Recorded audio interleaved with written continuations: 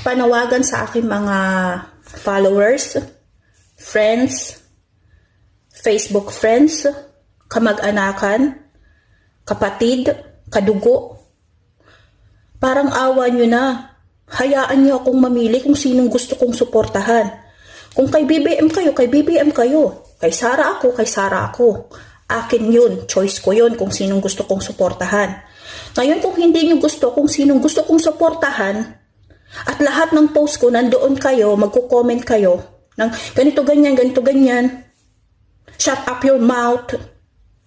Hindi ka lang nabibigyan kasi ganito ganyan. O di ba?